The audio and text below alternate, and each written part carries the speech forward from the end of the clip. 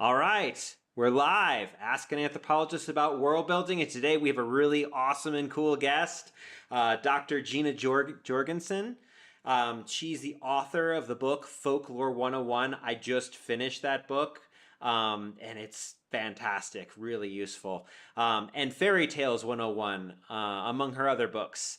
She has degrees in folklore from the University of California, Berkeley, and Indiana University. She has taught at these universities, along with Indiana University, Purdue University of Indianapolis, and is now senior lecturer at Butler University, where she currently teaches in the Department of History, Anthropology, and Classics. Dr. Jorgensen serves on the editorial board of the academic journal Marvels and Tales, Journal of Fairy Tale Studies, and is a member of the American Folklore Society, the International Society for Folk Narrative Research, the International Society for the Fantastic and the Arts, and other scholarly organizations. So quite a list there. Would you tell us a little bit about your research?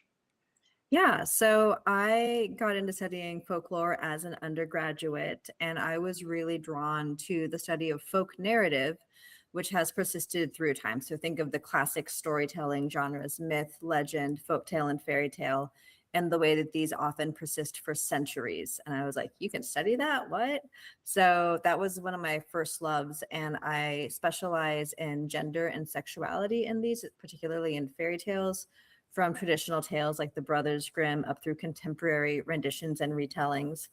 And so that's what the bulk of my work is on. I've also branched out into some work with feminist and queer theory, with disability, with body art, and with dance. So basically, I do a lot of things, and some speculative fiction in there too. So I do a lot of things. Nice.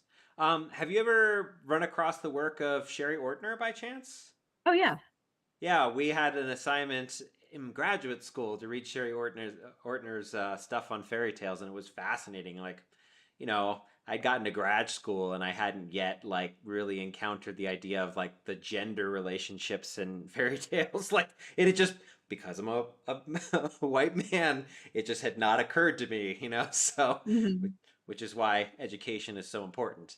Um, so the next question I always ask our guests is, what are your bones to pick about world building? So when you're out in the world and you're watching, a wild piece of folklore or sorry, maybe a wild piece of media, right? Whether it's a show, it's a movie, it's a book. What are the things that are like, oh, they did not get that right about folklore? Yeah, I have a couple. So, and these are going to be wildly different examples. That movie, The Brothers Grimm, which is not at all how the lives of the Grimm brothers were.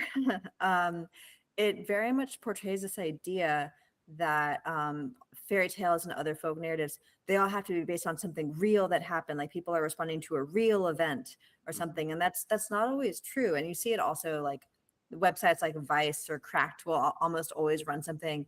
We found Snow White's castle and it's in Bavaria.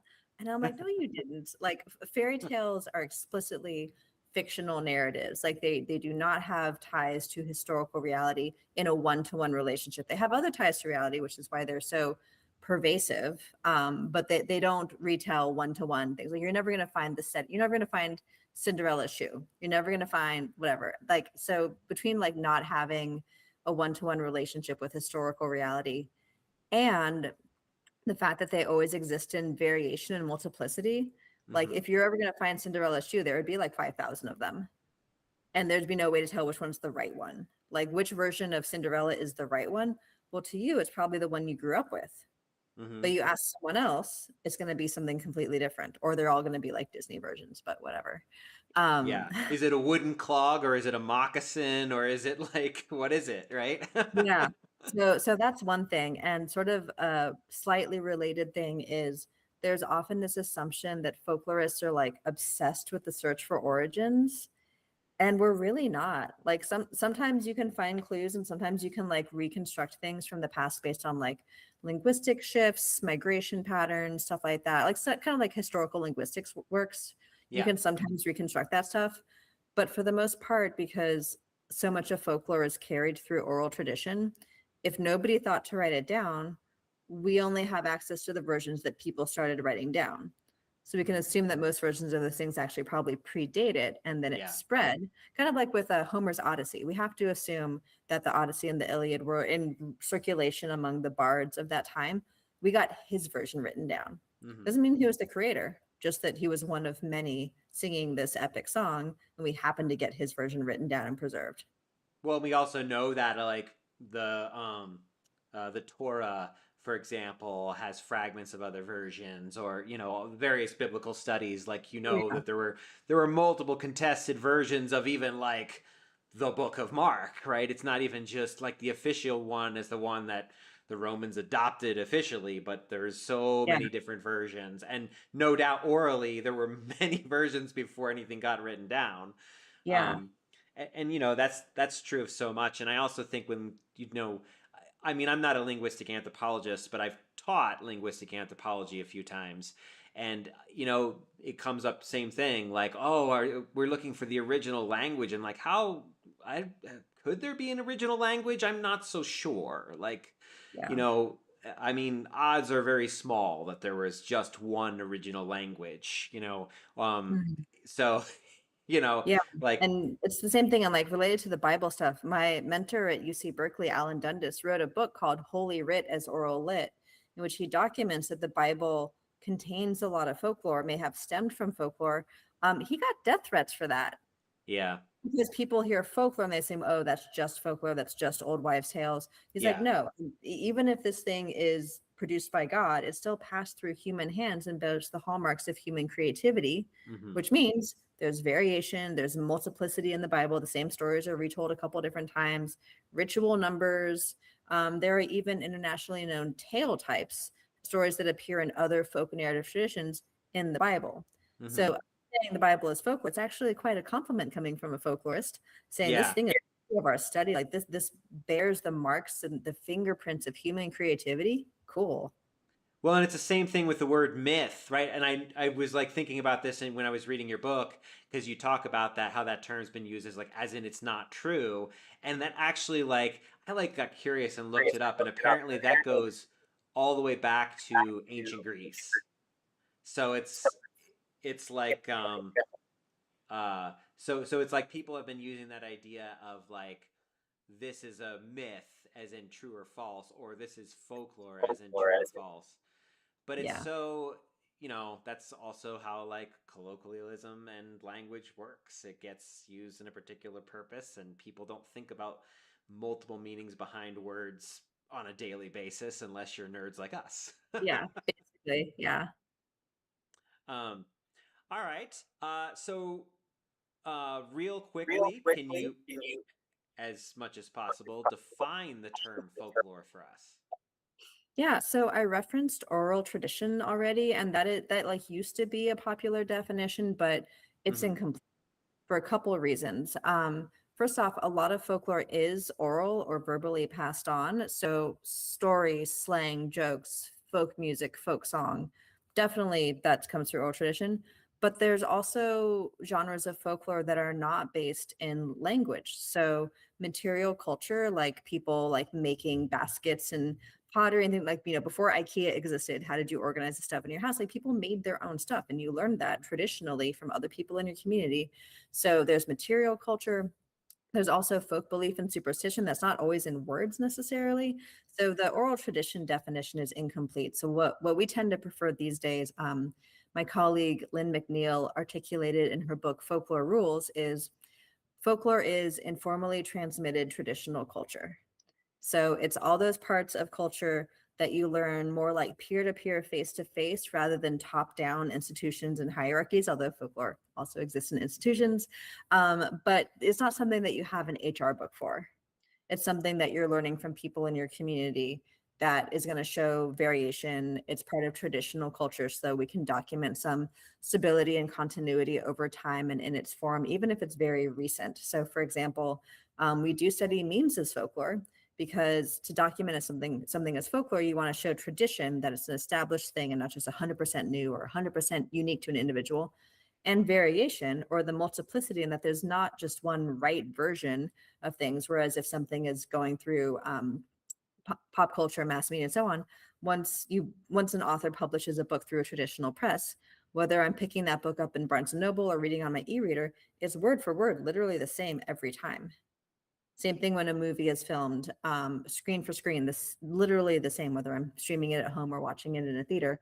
Folklore doesn't have those constraints. So you can study memes as folklore, like you take a meme format, like some Morpheus from the Matrix, what if I told you, or, one of the cat memes, the image macro is the tradition and the different slogans people put on it are the variations. Huh. Okay. You don't have to go to school to learn how to make a meme.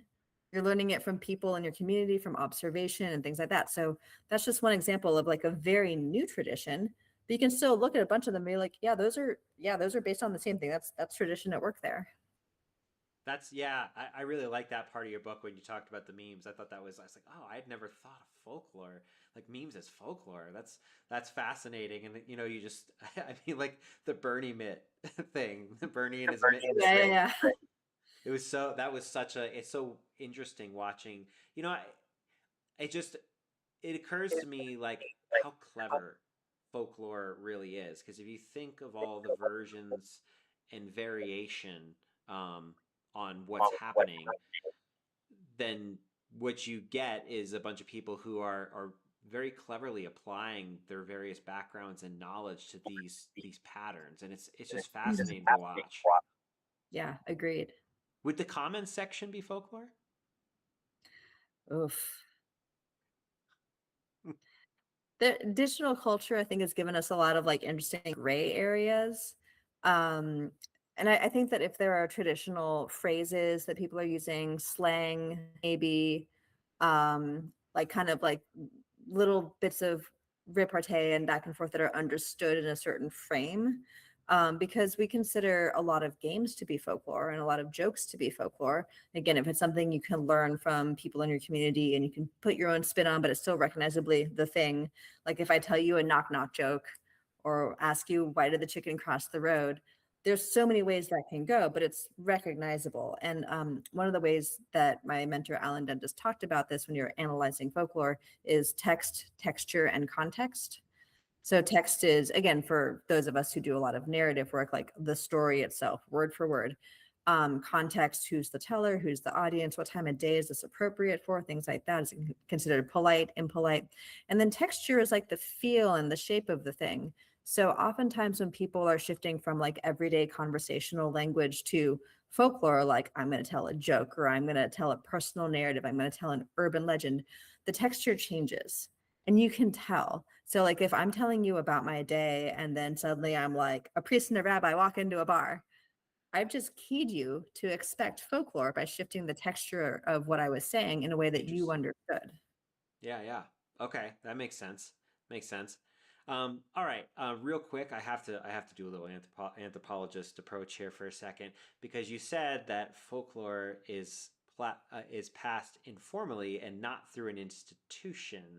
How do we define those words, institution and formality? Is like a small scale indigenous society, do they have institutions?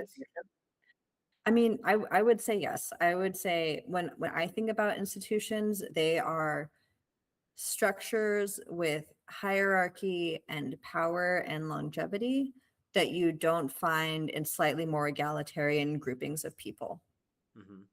So the way I tend to think about institutions, like, yes, it is kind of like a very Western concept. So like religion, the education system, medicine, government and the law, the criminal justice system, and things like that.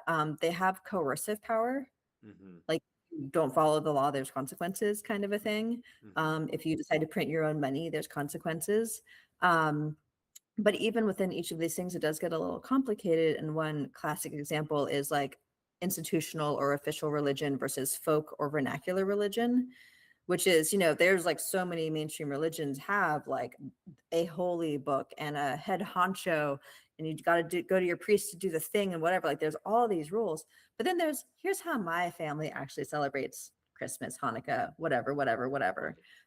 So even within religion, which I view as very much an institution in many societies, there's a wiggle room, and there are these sort of little folkloric aspects that also will kind of pop up and occur. Or with other institutions like the workplace, like, you got to follow the HR manual. You have to sign a lot of stuff. There's consequences if you don't do your job. But everyone knows to get the printer on the third floor to work, you have to kick it 2 times, right? So there's a lot of workplace folklore as well, stuff that you only get peer-to-peer, face-to-face, and that doesn't have quite the same coercive power as the top-down power of the institution. Yeah, and in some indigenous societies, like messing up the annual sun ritual will get you killed. So that I would say that's pretty formalized, formal Yeah. institution. So, um, okay. Um, one question before we open up questions for everyone. So if you haven't put your questions in the chat, get them in there. Um, if someone wanted to inject folklore into their fictional world, what's the first place they should start? Yes. I would say, like, specifically, if you are writing long enough of a story to have world building, whether it's set in a real contemporary or historical society or a secondary world that you are doing your own world building for, the most important thing to recognize is that every society has folklore, and it's in all aspects of society. And it doesn't matter whether you're more like educated, civilized, urban, like we still have folklore. So it would be just kind of thinking about, like, in your people's daily lives, what kind of slang do they use? What kind of proverbs do they use? What kinds of jokes are funny and relevant to these people? Most societies have some of the major folk narrative genres. So, like myth, sacred narratives about the origin and the creation of things, which may dovetail with religious stories like the Book of Genesis. Legend, stories that are told as though they might have really happened, maybe they didn't really happen. So, like ghost stories, urban legends, things like that. Fairy tales, which are explicitly understood as fictional. Um, and then every society also has some form of like folk medicine, superstition, folk song, folk dance, material culture, and the physical objects that either we craft or that we repurpose in ways that show our identity. So, like, whether it's your body art and your clothing choices that are both group and individual at the same time, whether it's your food ways. There's so much folklore in food is before like the invention of refrigeration. Like, how did you preserve things? Were you pickling things? Were you fermenting things? Things like that. Things that, and this is part of why if you ever ask a beloved elderly family member for a recipe, it's a pinch of this and a spoonful of that, that's very folkloric. They learned through observation and through participation, not through stuff that happened to be written down in a book. And you know, there's some gray areas and shadiness between all of these things. Obviously, something can start as a print tradition that's very much more in like the mass media or pop culture, and become folkloric. So, you know, Peter Pan was not originally a fairy tale per se, but thanks, Disney, it's now regarded as a fairy tale and told in oral tradition as a fairy tale and bedtime stories. So there is some fluidity between these things, but every society, no matter how um, progressive or educated people are, they're still going to have folklore, and it's just going to be woven into their daily lives in little snippets, or else to me, it won't read as a realistic society. Okay, yeah. So would you say that also folklore is kind of social improvisation? You could say that. So there are a lot of theories. So we had a performance theory situation that became really popular a few decades ago. So this idea that folklore is not just a series of texts that people memorize and then bust out on special occasions, but that folklore is emergent and folklore is like kind of co-created between teller and audience. Um, so in a lot of ways, folklore is improvised, but some genres of folklore are what we would call fixed phrase. So if I tell you a proverb, a rolling stone gathers no moss, you're going to expect me to say that same word for word the next time I say the proverb, unless I'm, you know, being clever. So like there are some forms of folklore that they're very short and pithy and they don't necessarily change. So where's the improvisation there? Maybe the improvisation is when I deem it appropriate to apply that proverb. And Mm. this does vary by society. So yeah, I would say folklore is often improvisational in that it just sort of springs up in social interactions a lot of the time. People don't say, aha, I shall do a folklore now. Like nobody Yeah. does that. But some of the larger genres of folklore, like festivals and rites of passage, can be very scripted. Like if you think about how a quinceanera is supposed to look, or how a wedding is supposed to look, or how a bar or bat mitzvah is supposed to look, these giant life stage ceremonies, It's almost down to the detail of what you're supposed to say and do and where and blah blah blah.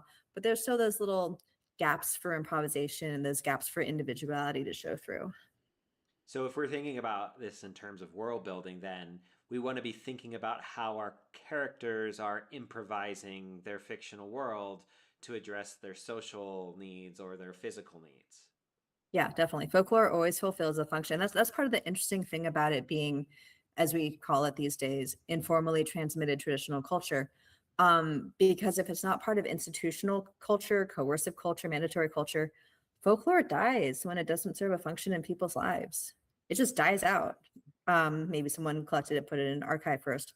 But we see the most relevant example of this in joke cycles. So disaster jokes, sick jokes, and so on. And just a couple quick examples. No one's telling Dan Quayle jokes anymore. No one's telling Challenger jokes anymore. So those are no longer relevant. They died. Or blowing in the cartridge for the old Nintendo. Yeah. That's a folkloric practice, right? Yeah, it definitely is. Yeah. So yeah, it's, your characters in your world. And again, they may not be conscious of when they're reaching for folklore versus some other tool in their toolkit. Um, And we also have a concept, and I would expect to see this in fiction if it was like written realistically, of being an active versus a passive bearer of something. An active bearer is someone who, in that particular genre or tradition, like, oh yeah, they're the best folk singer in town, or they make the best holiday cake, and so that's someone who is like actively perpetuating and performing the tradition. A passive bearer, someone who's like, oh yeah, I know that joke, but I always mess up the punchline. So I'd say we're all Neat. passively familiar, yeah, same, with lots of different genres of folklore, lots of traditions. Very few people will be all stars at all of them. Like most people will have like one or two things that they gravitate towards, they're good at. They become kind of keepers of that tradition. So just kind of like knowing that as well. Well, and that's actually true. You're thinking about world building too, with like small communities or small scale societies. Like one of the ways that they or didn't need or didn't want strict hierarchical structures was because you had the expert of the fishing, you had the expert of the dance, you had Mhm. the expert medicine person, and they were in charge of their particular things because they were bearers of knowledge. So, like, Mhm. if you're thinking about building a small scale society or even just like a neighborhood community in your story, there's going to be people who have different bearers of different kinds of knowledge that you would go to this person you Yeah. know um all right, we're gonna open things up to questions, and I think we have, let's see, how can someone trace the origins of folklore now? From what I understand, folklore is influenced by its culture, but with the advent of the internet, is it much easier for the folklore to influence others around the world or within their own culture? Mm. Yeah, I would say it really depends on which type of folklore you're researching, like which type of genre and things like that. So, for example, one of my colleagues, Andrew Peck, has been really involved in researching Slenderman, and that one you can point at the origins in a creepypasta forum and kind of see how it's become sort of an urban legend belief complex. So if it's something that originates on the internet and we can find like timestamps for everything, then yeah, it's a lot easier to trace. If you're trying to look at something older, I do have colleagues using digital mapping tools and things like that to try to get to the oldest version of a legend, for example. But as with a lot of things, if nobody thought to write it down until fairly recently, we are going to run into some problems trying to like get an actual date attached to it. And again, that may or may not be as interesting a question to most folklorists as why. Like, why is this relevant enough to people's lives that they've carried it on and transmitted it? And maybe how has it changed over time? But yeah, the person asking the question is totally correct in that folklore always has a relationship to its culture, the people who are transmitting it, performing it, asking questions after the story, that kind of a thing. Because if there wasn't a relationship between cultural values and the folklore, again, the folklore would die. So one interesting thing we see is that when people travel and migrate and they bring the folklore with them, it usually has this little like shakeup period where it adapts and becomes relevant to its new location or its new culture, or it dies out. So if you something again like fairy tales are kind of my go-to. If you look at how the same exact fairy tale is told in vastly different ways, one really well-known example is Cinderella. So we have a couple early versions kind of contested how old it is, but Charles Perrault, who was a nobleman in the court of King Louis um, the 14th, I believe. Wow, why am I blanking on this? He was telling fairy tales in the French Salon Vogue in the 1690s. And in Charles Perrault's Cinderella, she is gracious, she is pious, and it's really because of the patronage of her fairy godmother, which would have been recognizable to elite listeners as having like your own patron as a young person to try to make your way in the world. That's why she succeeds. In contrast, in the Grimm's version of Cinderella, and they were collecting fairy tales in the early 1800s in what was not yet Germany. So they had a bit of a nationalistic bent, and it was the Romantic era. They wanted to show if we can prove a united German heritage through folklore, maybe we deserve to be a united German country. Their version of Cinderella, she's not rewarded by someone of higher social stature than her. She prays at the tree that grows over her mother's grave. She shows herself to be a pious person, and that's like really what gets her the help that gets her to the ball, and then she meets the prince and blah blah blah. So like literally the same story. Like you need an impoverished, downtrodden girl who's mistreated at home, some kind of what we call a donor figure, whoever is the stand-in for magical person gives you a test and rewards you. The structure is all the same, but the person who steps in as the donor figure in that cultural context is legible to us listeners in a completely different way. Yeah, it's so interesting. I mean, it's a similar with just religion in general, right? If you look at, oh, well, religion came to Central and South America, like Catholicism, and suddenly the Lady of Guadalupe is a really important figure in that form of Catholicism, right? Or it goes to Ethiopia, where some believe they have the Ark of the Covenant and they have like armed guards and stuff, right? And so there's a lot more relationship with the Older Testament in their version of Catholicism, and so you absolutely see that. And I mean, I think in a lot of ways we're going through some really interesting cultural growing pains right now because all of our old ideas and institutions, especially with all the AI stuff, they're up and they're so we're going.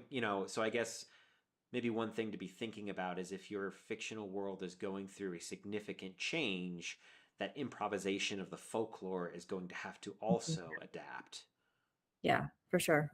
creating new traditions. Like there, I mean, I feel like there's a number of books who, like, characters in a bad situation, things have been upended, and now they're like, wow, maybe to boost morale I'll create a new tradition, right there on Mhm. the spot, and do something new. So um I think like Battlestar Galactica had a couple of instances of Mhm. that. So Yeah, or even just thinking like, my family's Jewish, like, why do we celebrate Hanukkah? Well, many hundred years ago, there was this tough time and we fought back and blah, blah, blah. So, like, yeah, a lot of folklore exists now because people of the past decided to like commemorate making it through something.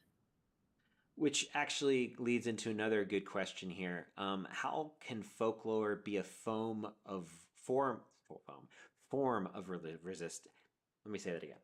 How can folklore be a form of resistance? Mm. Yeah, that's such a great question. Because, and I think we see this in many areas of culture where things will be co-opted by the mainstream, and they will lose some of their, sharp edges and some of their ability to resist. Um, Like hip hop? yeah, stuff like that. So yeah, so I think folklore, and actually I'm talking in my women, gender, and folklore class about this very topic this week.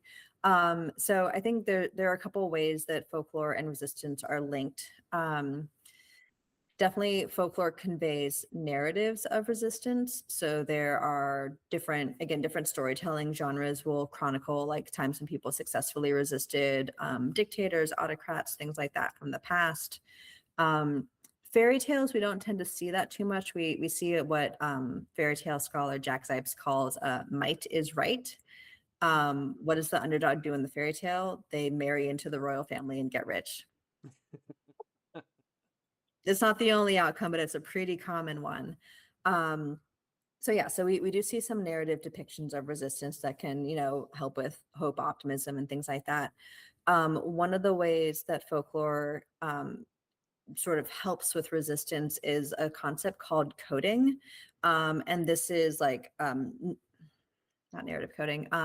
It's a form of symbolic code switching, essentially. So if you are part of a minoritized or oppressed group, but you also face publicly and so on, you will use coding to hide from the mainstream or dominant group what your true intentions or identity are, but reveal it to, and so the classic example is like the hanky code that gay men would use to advertise sexual preferences without being like, I'm gay.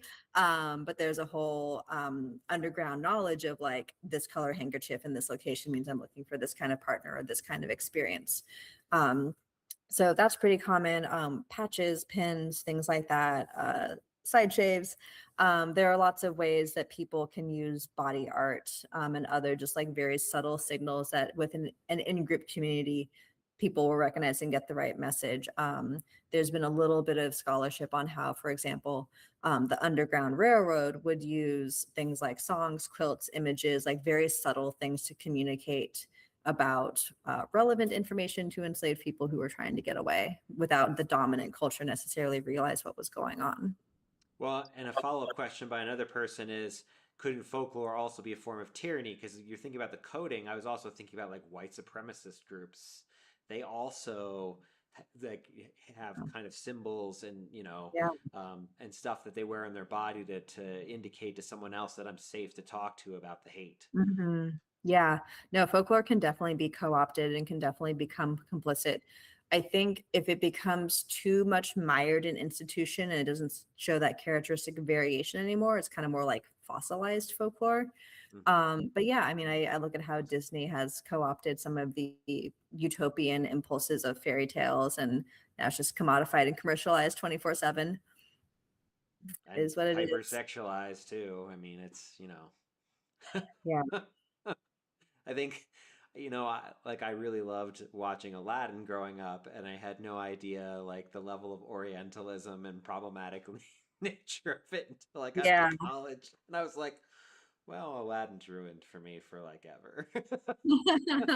Because it's just and I actually show, I don't know if you've seen it, but the film Real Bad Arabs, I show Yes. clips out of that film about Aladdin when I'm Yeah. teaching anthropology and diversity and things, because it's like we don't even realize these assumptions that we have built into our language. And I know lots of fairy tales are like that. They have all kinds of coded assumptions about Mhm. so I think maybe a really interesting way of resisting or co-opting, like if you one of your characters, for example, is um, if maybe they were like a bard and they were always telling a traditional state tale, but that's like by the state's narrative, and then they tweak it and change it. That would be a really Mhm. interesting, like characters resisting passively, but Yeah. also signaling something to his fellow resistors. Yeah, exactly. And bringing up Orientalism reminded me, I've had students present on this. I teach a class on the modern Middle East and North Africa, and we do a lot of what I call stealth folklore. Like I make students like research art, architecture, food, music, dance, something. Like you like the thing over here, they probably have that same thing over there, and you can talk about it in its cultural context. So I've had a lot of students do presentations on graffiti in the Arab Spring. And so I think graffiti is a really interesting, like I would consider it folklore because again, like you learn it from the people who practice it. You don't go to school Mhm. for it. It's often kind of illegal. So again, like under the radar of that institutional thing. So that's one really good example of folklore as resistance. And because it is visual, explicit resistance, it can be dangerous for the artists. But it can also be a way to showcase these messages of hope, optimism, fighting the good fight, all the stuff, commemorating Yeah, the dead. Yeah. and in the book series Red Mars, he kind of throws in more and more as like the resistance is building to fight back against the what they call like the meta nationals. These are like Mm, basically five companies that control all of Earth and most of Mars at this point. And yeah, he has like the main character as the rebellion is rising keeps noticing more and more graffiti and pointing it out. What does that one mean? What does that one mean? All that mm, kind of stuff. And it was just kind of an interesting way to signal like, this is how you like transmit messages. And I think feel like I've read other books where they use graffiti in that regard, is like how to communicate actually where things will be, or like symbols or stars or shapes or various things will indicate certain streets or various other mm. things. So yeah. um Let's see, another one here. How do people use folklore to process grief or disaster? You kind of already said a Oh, little yeah. bit about that, but Yeah, definitely. Yeah, and I do have some colleagues researching this. So material culture includes things like arts and crafts and like things that people make. So like knitting, crocheting, making like painting little figurines to some degree. So there's at least one book out there about a Vietnam veteran who would make dioramas and would just make these like very intricate little models of things that he found that he couldn't talk about because in some ways like trauma can impact the language centers of the brain. So yeah, so through folk arts and folk crafts, that's one venue that people will often process grief and trauma. Um, I've mentioned rites of passage, so a rite of passage is an initiation ceremony designed to move you from one major life stage to another. I mentioned like early life ones like bar and bat mitzvahs, quinceañeras, and so on. A funeral is a rite of passage, but it's less for the person who's passed, unless you believe in ghosts, and more for the people around them. hmm So yeah. something like the rituals that your particular group uses to like process grief, whether you're sitting Shiva or having like a Southern potluck or something like that. It's a way for people to gather and like basically like lean on the structure of the rituals and rites of passage. So it frees up some like mental load and bandwidth so you don't have to like do that thing. The thing is structured already for you. Right. Um, I have colleagues researching large scale disasters like Hurricane Katrina and collecting personal narratives from those folks.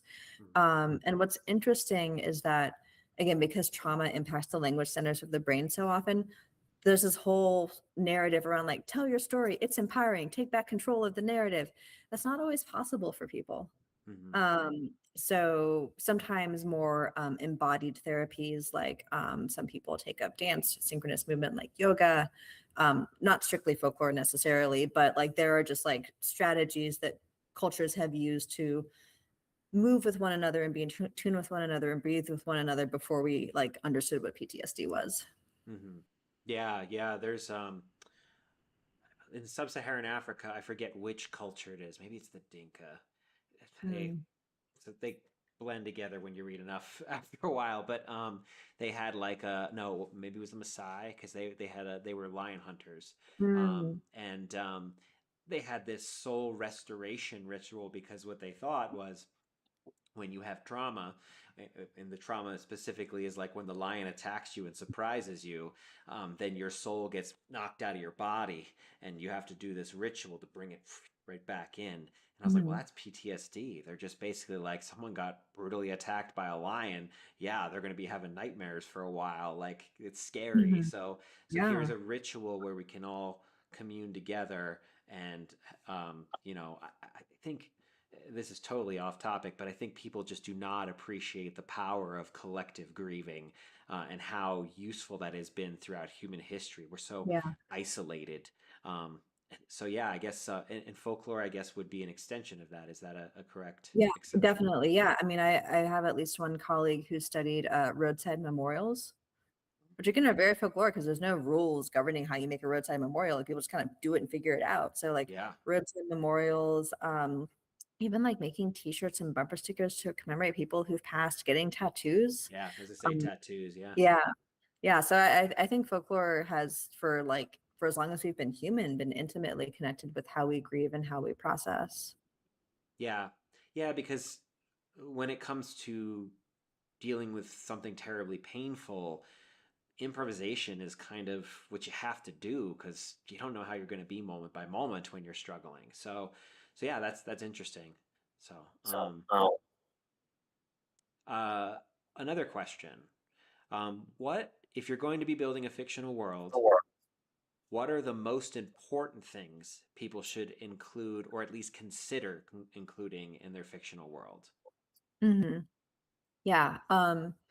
Everyone is gonna have some slang. Like there's the official dictionary definition and there's like other words. Like I had to learn from my students what a body count was. That was interesting. Um like everyone's gonna have slang, even if you don't use it all the time. Everyone's gonna have some form of like oral storytelling of like this crazy thing happened to me today, kind of a thing, or the more like traditional hefty narratives, myth, legend, or fairy tale. Um, they're going to have traditional dishes and ways of curating and or preserving food from like prior to industrialization, especially if they're you're not writing an industrialized society, like where does the food this actually leads into one of my pet peeves that is not strictly related to folklore, but I'm always like, how do when people are doing culture build like world building, crafting a culture, drawing maps and stuff like that, how do you deal with waste and sanitation? Like Yeah. how you're not just Yeah, making because ourselves sick yeah. from our products, like how. One of my characters in my sci-fi series is a sanitation worker because like I just know from like studying cultural systems like people do not think about the fact that like after food you have to deal with sanitation or your world falls apart. You die of sickness and plague and all kinds of things. Like you get, Yeah. pests around, all kinds of stuff. So it's Mhm. like they live in a giant walking city in this series. So it's like, well, they Mhm. really have to figure out how to deal with sanitation because Yeah. there ain't nowhere Yeah. for it to go. Yeah. And on that note, like every culture, no matter how many antibiotics you've developed, every culture will still have some folk medicine, which in a lot of cases is like, okay, the doctor says do this, but like, what does your mom do when you're sick? Like Yeah, like everyone's gonna have some version right, of that. right, yeah. And my semi also unrelated but still related tangent is gender differs across different societies. There's always been multiplicity when it comes to sexual orientation and sexuality. There's always been multiplicity when it comes to like relationship types and structures and how kinship and family are thought of. So when I'm reading, okay, sorry, I'm not even gonna try and cover this up anymore. In Game of Thrones, if you have freaking dragons, why do you just have like 24/7 patriarchal rape culture? Like, surely some of that magic got into some of those people who maybe don't want to be raped 24/7, or maybe we have magic birth control, or maybe we have magic STIs. I want magic tampons. Like, I swear, if there is some kind of magic or all pervasive technology because it's sci fi and said, it will get into the gender and sexuality systems. Mm-hmm. Mm-hmm. Yeah. Doesn't. I'm so unimpressed with your work. Yeah. Yeah. And yeah, again, my I think about these things. So my series, only women have telepathy unless you're intersexed and then you happen to have part of another X chromosome. So it's like I specifically made it gendered for reasons that are plot oriented later, but that haven't come up quite yet in the unpublished ones. I think it is. It's so important to be thinking about like gender and sexuality in your books because like I mean if you look at the actual study and research of sexuality, it's like 12 to 16% I think on the Kinsey scale if people are actually fully heterosexual, and everyone else is like somewhere on the spectrum of their sexuality between like bisexuality and totally queer and or I mean it's all queer along that spectrum, right? um, but um, but yeah, so you have to deal with the fact that everyone has agency in your story. And so I mean that ties back into the folklore too, because like you know a trans person is not going to do the same kind of like folkloric stuff as a man or a woman, and so there's going to be differences, Yeah. and that's intersectional of course too, because also their religion, also like their ethnicity, also like their class status, They're all that stuff. disabled or not. And yeah, no, and that's such a good point. Like, the I think that folklore is really intertwined with gender presentation in terms of like what women should wear and act and how they should act and what men should. Like all these things, like there is institutional pressure for sure and institutional memory, but there's also a lot of variation over time periods, right? So like these things are always also shifting, and like trends will come up that are, very maybe more like folkloric, like seeing like one group of people has this like cool hairstyle and other people want the hairstyle too and stuff like that. Mm-hmm. But yeah, it's interesting listening to a lot of my friends talk about how they felt like they missed rites of passage that their cisgender counterparts had got. Like, if you are a late in life trans woman, you didn't get to have girly sleepovers, Mm-hmm. and like there's a little bit of a mourning for like missing out on some of those like informal aspects of gender socialization. Mm-hmm. Very interesting stuff. Yeah. Um, Crap, I had a thought and then it went out the other ear. It was totally related. Um, all right, well let's see. We got other questions up here. Um, oh, here's a good one. If I'm going to make a fairy tale in my fictional world, what thing should I be thinking about? Well, if you want to look at fairy tale plot structure, you could look at Morphology of the Folktale by Vladimir Propp, which basically breaks all fairy tales down into 31 events that happen in a certain order. Mm, And this idea of tale role. So you have the hero, you have the villain, you have the sought after person, like perhaps the princess. It can be any gender. And like the donor figure is the magical person who tests the hero to figure out if they're worthy of magic help. So just sort of understanding the structure most fairy tales follow is really helpful, I think. And then in relation to the culture that generated and or is transmitting the fairy tale, you're probably going to have some relevant symbols. mhm. So in a lot of Western fairy tales, the heroine has golden hair to symbolize beauty. Like that's just kind of like held up and idealized in a lot of Western cultures as like the epitome of beauty. Um, you might have symbolic like animal helpers and things like that. So like I'd say like structure symbol, the language of fairy tales, every culture has its own beginnings in that language. So in English, we say like once upon a time or once there lived, and then our closing formulas and they lived happily ever after or whatever. But in different languages, their opening formulas are actually different. So like knowing what that is like in your society. Um, I think one of my favorite closing fairy tales comes from the Sicilian tales that Laura Gonsenbach was collecting in the 1800s. And this is translated into English. I don't know the original Sicilian, but after wrapping up this beautiful story, the narrator would say, "And there they were left, happy and content. And here we are without a cent." So having these like formulas to open and close your story, or even formulas within the story, like mirror, mirror on the wall, who's the fairest of them all. Some fairy tales are really sparse stylistically, like a lot of the early Grimm's fairy tales, just kind of like go, go, go, thing, the end. Fairy tales by the French countesses, who are the counterparts of Charles Perrault, these women who are writing like novel length fairy tales. Mhm. Those are long and flowery. Or if you read Hans Christian Andersen, he's emo and mopey, and there's a lot of singing flowers. Why, Anderson? Why? So just understand that like the fairy tales and the culture that you're constructing and writing them from will have certain stylistic and linguistic markers that are characteristic to them that may or may not map to real world fairy tales, because there is a lot of variation in our world. So then, for clarification purpose, is um, a Christmas Carol, is that fairy tale?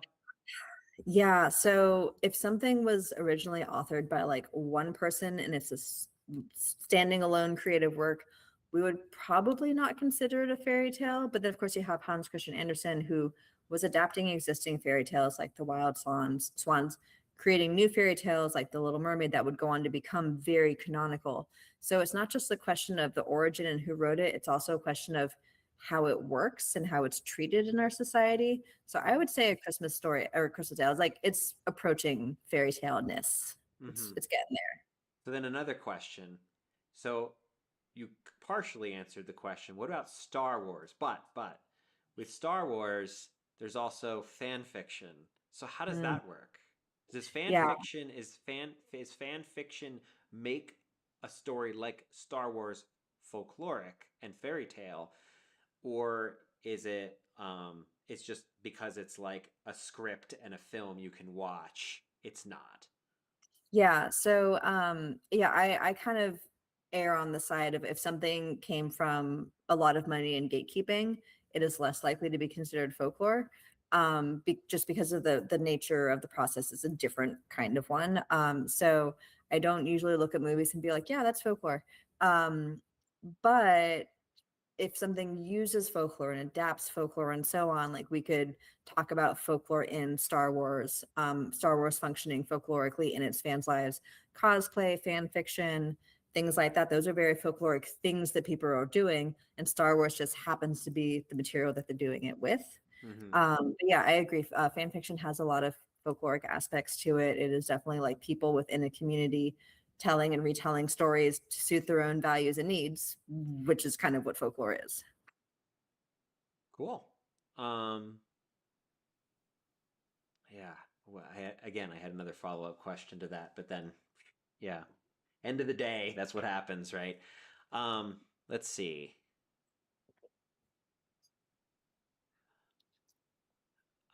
think that's all of our major questions. We have a few minutes left if anyone has another question. Um, oh, I kind of want to just go back for a second. Sorry, again, I have to do the anthropology thing. When you were talking about the coding, is that similar to like James C. Scott's Hidden Transcripts, if you're familiar with his work? I'm not familiar with it.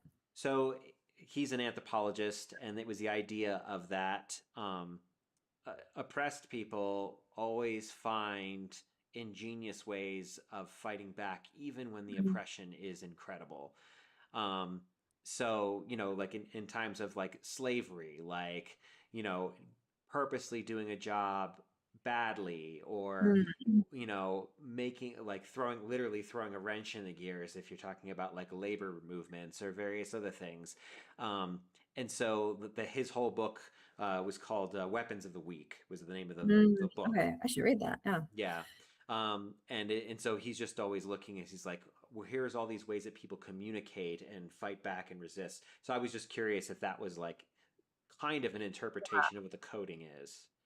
Yeah, I'd say it's similar. I think coding is meant to communicate to other in-group members while maintaining a sense of privacy and secrecy from the dominant group. Like the dominant group might see that communication is happening, but they Mm-hmm. assume it's innocuous or incomprehensible. Whereas it sounds like what you're describing is less about communication and more about action. Mm-hmm. But they both Yeah. about these relationships. Right. And it could be about, I mean, from what it was grad school when I read this book, so it's been a little while. But from what I remember, like it can be used to organize these Mm, kinds of things too. So like pushback. So I guess mhm. it's more about the power and resistance relationship than it is necessarily about um, marking. I guess I would be marking in group and out group too. I don't know.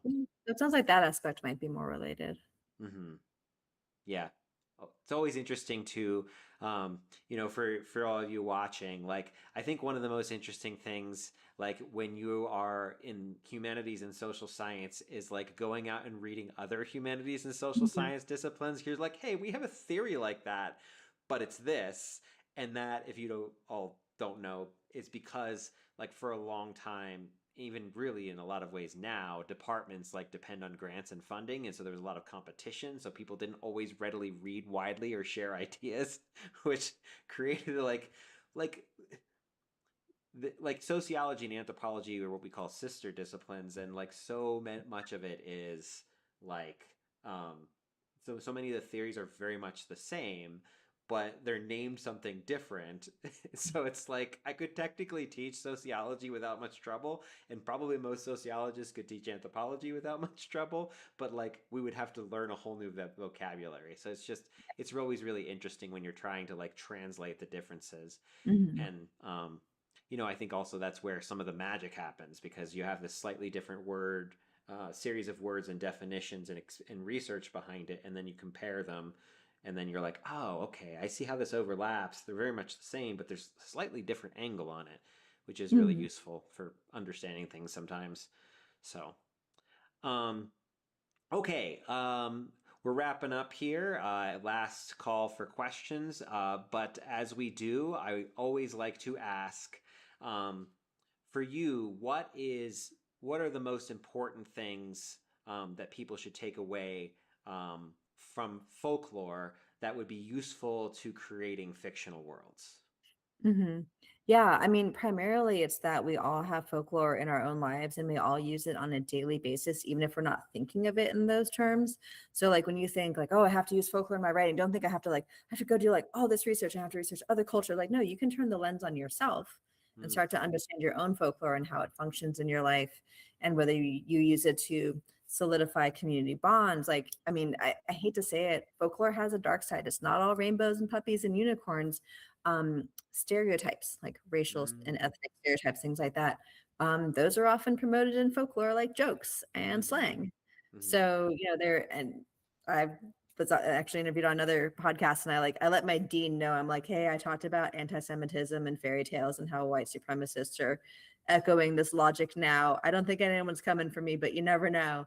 It's like you do see like, some really nasty stuff in folklore on occasion. So if you are like world building with like a key conflict between two groups, definitely like have them have some really awful stereotypes about each other. Like have them tell jokes, have them tell, and you could use real world folklore as a basis for that, or you could invent it. But just knowing that it exists and that folklore both can be social glue in really amazing ways, but also can seed division between people. Like Hmm. it's like the ultimate double-edged blade. Yeah, well, everything we're doing, we're all defining whether we like it or not. We're very much often defining what is good and what is bad as a culture, as a small community or subculture, Mhm. in our families, all that stuff. And so we mark all these differences all over the place. And we were talking a little briefly before we got on about the concept of schismogenesis and this idea that you create your identity through opposition in a lot of cases. Like teenagers do this with their parents. I'm going to be different, so I'm going to do different things. And it's, I'm going to, F you and all that other stuff, right? So it's, but you also see this Actually, with political protests too. Go ahead. yeah. There's a really great classic folklore essay from like the 70s about folklore as a differential base of social identity. I'll send it to you after this because it sounds like exactly what you're talking about, which is one of those funny disciplinary things you were just mentioning. Yeah, yeah, yeah. So it's just, we're always, I think, you know, we're always kind of refining our identities and, through the world as we're having new encounters, like, incrementally every day we're changing. And for some of those days are full of disaster or triumph, and they change us Mhm. more than others. But so I guess, if you're thinking about building fictional worlds, your folklore should probably reflect that too. Is that correct? Yeah, 100%. Yeah, you're gonna memorialize and tell personal narratives about your highest highs and your lowest lows. I think everyone does that. Oh yeah, yeah, for sure. Um, well, thank you so much for coming on today, and we really appreciate you answering some questions. Um, you're such a fountain of knowledge. Dr. Jorgensen also has a website. It is in the description here of the live stream, and you can find all her work. Definitely check out her books, Folklore 101, and then you also have Fairy Tales 101, right? And then Yes. Okay. So I've got yeah, Folklore hold them up. 101. Yeah, first book, classic book. Love this one. Fairy Tales 101 is the deep dive into fairy tales. So fairy tale history, terms, concepts, theories. My bizarre stepchild is Sex Education 101 because I researched the history of sex education and where it dovetails with folklore, urban legends, and moral panics. Ooh. So kind of a weird one to market because it's a lot of things. I've also got like a giant chunk of it on how folklore and sex connect to each other. Hmm. Just for take one very quick example, if even if you have sex education, before you ever set foot in that classroom, you're going to hear slang, stories, jokes, things that inform you about what other people in your culture believe about sex through the Mm-hmm. folklore. And then my most recent book is The Thorn Key, which is fairy tale retelling poetry that I wrote. Ooh, I nice. enjoy. So this is me using folklore in my writing. Um, and I'm also working on a book series about writing with folklore that is kind of taking all the stuff that we talked about and like putting it a little more explicit, like how to, like examples, ideas, things like that. Awesome. And besides your website, do you have any social media place people can find you? Yeah, I'm on Instagram as Jeana Dances. I'm on Facebook. I think that's most of it. Cool. Well, yeah, it sounds like for all of you out here watching, there's lots of resources in her work to check out, and her website is rich with all kinds of. There's so many blogs. It's like my website. She writes a lot of stuff and puts it up for free. So if you need help with world building and folklore, definitely give her stuff a look. So we'll see you all next time. Our next guest will be talking about horses and animal husbandry. So look for that one. It's going to be, we've already got it scheduled. Just got to get it set up. So that'll be coming soon. So thank All you, right, cool. everybody. Thanks for having me.